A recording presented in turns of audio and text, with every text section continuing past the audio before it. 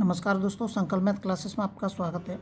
हम कर रहे हैं यूपी टेट स्पेशल अंक और संख्याएं। अंक और संख्याओं का ये भाग 8 चल रहा है। अभी ये भाग ख़त्म नहीं हुआ है। इसके बाद मैं आपको नंबर सिस्टम कराऊंगा। पूरी क्लास एकदम फ्री रहेगी। और इसका पहला सवाल देखते हैं। यदि ये संख्या दे रखी है इकाई, दहाई, सैकड़ा, हज़ार, 10,000, 30,000, 28 बराबर के देखिए दे रखा है 28 इकाई प्लस 28,000 प्लस यहाँ खाली स्थान दे दिया है, दहाई लिख दिया है। तब रिक्त स्थान पर संख्या क्या होगी? सीटेट 2016 में आया हुआ सवाल है। देखिए, हम पे कैलकुलेशन अच्छे से करना आना बहुत ज़रूरी होता है। देखिए, 28 इकाई का मतलब 28 हो जाएगा और 28,000 का मतलब 28,000 ही होगा, प्लस यहाँ खाली स्थान दहाई का मतलब क्या होता है? 10 होता है। और मैं इसके साथ कोई एक वो मान लेता हूँ एक्स हो जाएगा। बस इसकी कैलकुलेशन करनी है हमें। जब हम इसको जोड़ेंगे तो ये क्या हो जाएगा? 28,000 28 हो जाएगा। ये 28,000 और 28,000 28। अब 30,000 28 में से मैं 28,000 28 घटाऊंगा तो कितने बचेंगे? 2,000 बचेंगे हमारे। बराबर क्या हो जाएगा? 10x। जीरो से जीरो कट जाएगा, 200 बराबर के x। तो इसका ए ऑप्शन इसका इसमें एकदम सही होगा। ये सीटेट 2016 में आया हुआ सवाल है। अगला देखते हैं। अगला जो सवाल दे रखा है ये कह रहा है कि पाई क्या है? पाई एक विषम संख्या है। पाई एक विषम भिन्न है। क्या पाई एक समभिन्न है, या एक अभाज्य संख्या है, या एक अपरिमेय संख्या है? तो आपको ये वाले पॉइंट आपको याद रखने हैं कि पाई जो होती है वो एक अपरिमेय संख्या होती है। अगला सवाल दे रखा है, इनमें से कौन सा सही है? अब देखिए, इसमें दे रखा है एक -16। इस चिन्ह का मतलब जानते हैं कि ये चिन्ह जिधर खुला रहता है वो संख्या बड़ी मानी जाती है, और जिधर बंद होता है वो संख्या छोटी मानी जाती है। ये इस चिन्ह का मतलब है। लेकिन यहाँ पर -16 लगा हुआ, -15 लगा हुआ है। अब आपको इस चीज़ का विशेष ध्यान रखना है कि अगर माइनस लग जाता है तो माइनस में जो संख्या बड़ी होगी वो छोटी मानी जाएगी, और जो संख्या छोटी होगी वो बड़ी मानी जाएगी। तो यहाँ पे देखिए, इसमें दे रखा है ये चिन्ह इधर खुला हुआ है। मैंने अभी बताया कि अगर माइनस का चिन्ह लग जाता है तो इन दोनों में संख्या बड़ी कौन सी है? ये वाली बड़ी संख्या है। ये वाली -15 बड़ी है और -16 छोटी है। तो लेकिन ये चिन्ह किधर खुला हुआ है? इधर खुला हुआ है। तो इसका मतलब ये ऑप्शन हमारा क्या हो जाएगा? गलत हो जाएगा। अब ये चिन्ह मुंह किधर खुला हुआ है? इधर खुला हुआ है। इसका मतलब क्या है कि ये इस चिन्ह का मतलब है, ये कह रहा है कि ये संख्या बड़ी है और ये छोटी है, लेकिन ये गलत है। मैंने क्या कहा कि अगर माइनस का चिन्ह लगा हो संख्याओं के सामने तो जो संख्या छोटी होती है वो बड़ी होती है, और जो बड़ी होती है वो छोटी होती है। लेकिन ये जो चिन्ह है वो इसको बड़ी बता रहा है, लेकिन बड़ी कौन सी है? ये वाली है। तो इसका मतलब ये भी हमारा गलत हो जाएगा। अब इस पर आ जाइए। ये कह रहा है -16 चिन्ह लगा हुआ है 1। अब यहाँ पे देख लीजिए कि -16 बड़ा नहीं है, अब ये 1 बड़ा है यहाँ पे। तो ये वाली ऑप्शन हमारा गलत हो जाएगा। अब यहाँ पे आ जाइए। अब जाहिर सी बात है ये बचाएगा तो यही उत्तर होगा हमारा। लेकिन इसमें थोड़ा सा समझ लीजिए कि -3 को ये बड़ा बता रहा है और -16 को छोटा बता रहा है। बिल्कुल सत्य कह रहा है वो कि माइनस की संख्या में जो संख्या छोटी होती है, माइनस की जो संख्या छोटी होगी वो बड़ी होगी, और माइनस की जो संख्या बड़ी होगी वो छोटी होगी। इसका मतलब डी ऑप्शन हमारा इसमें एकदम सही होगा। अगला सवाल देखते हैं। अगला जो सवाल दे रखा है 10,000, 10 इकाई, 10 दहाई किसके बराबर है? तो आप हमें इनको जोड़ लेंगे सीधे सीधे। 10,000, अब ये कह रहा है 10 इकाई, और ये कह रहा है 10 दहाई। 10 दहाई का मतलब होता है 100। 0 1 1 0 1, ये देख लीजिए किस ऑप्शन में है। ये ऑप्शन इसका इसमें एकदम सही होगा। आपको केवल ये याद रखना है, आप इनमें गलती कर सकते। 10 दहाई किसे कहते हैं तो कहीं आप 10 ना लिख दें। 10 इकाई किसे कहते हैं, बस आप जो गलती करेंगे वो इनमें गलती करेंगे, इसलिए इन पॉइंटों का विशेष ध्यान रखें। 10 दहाई का मतलब 100 हो गया, 10 इकाई का मतलब 10 हो गया। ये आपको याद रखने हैं, वैसे आप जानते हैं बाकी की चीज़। अगला देखते हैं।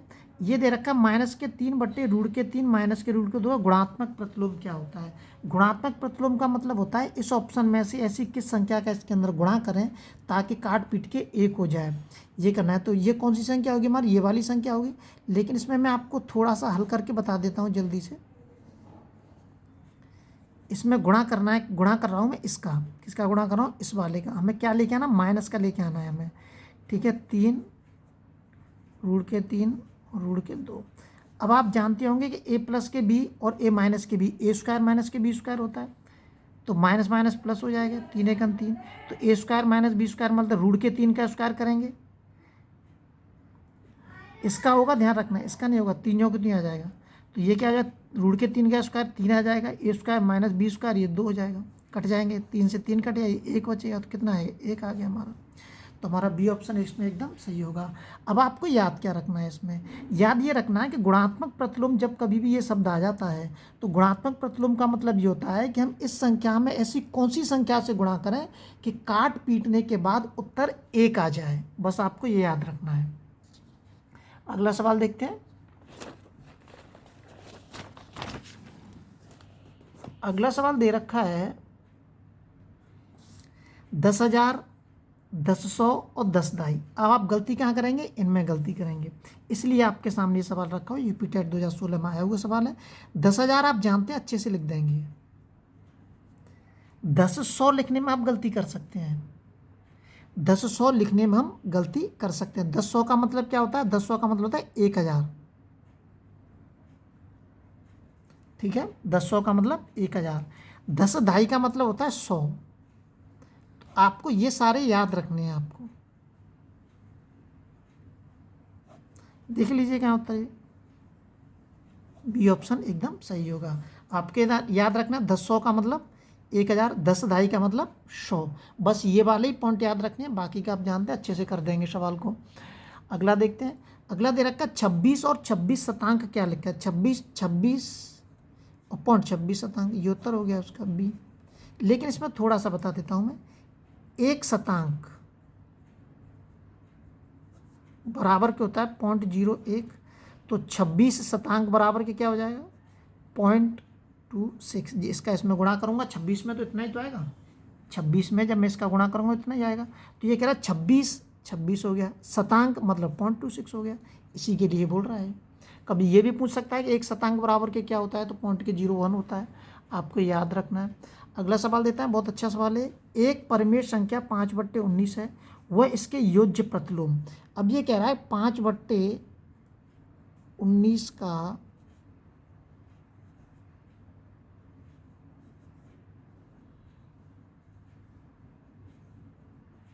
योज्य प्रतिलोम हो जाएगा।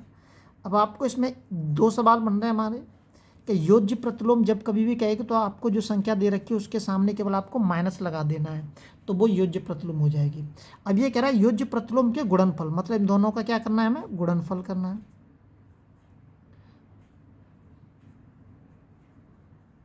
गुणनफल मतलब गुणा, दोनों का गुणा कर दीजिए आप, 5/19 इंटू के माइनस के 5/19 कितना हो जाएगा, माइनस के 25/361, ये आ गया।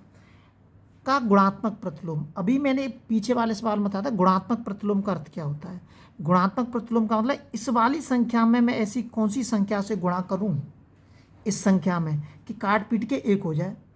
अब आप देख लीजिए इसमें से ऑप्शन में से कौन सी संख्या गुणा करूं मैं इसमें कि काट पीट के 1 हो जाए। देख लीजिए, इसका कर दूंगा मैं तो हो जाएगा माइनस के 25/361 में गुणा करता हूँ मैं, माइनस के 361/25 का, तो देखिए 1 हो गया। इसका मतलब कौन सा ऑप्शन सही होगा हमारा, ए ऑप्शन हमारा इसमें एकदम सही होगा। अगले बीट इसमें ध्यान रखना है, योज्य प्रतिलोम का मतलब संख्या के सामने माइनस लगा देंगे। गुणात्मक प्रतिलोम का मतलब ऐसी कौन सी संख्या से गुणा करें हम 4 ऑप्शनों में से जिससे काट पीट के 1 हो जाए। अगले वीडियो में आपसे फिर मिलते हैं, जब तक आप अपने लेवल पर वीडियो को शेयर और सब्सक्राइब जरूर करें।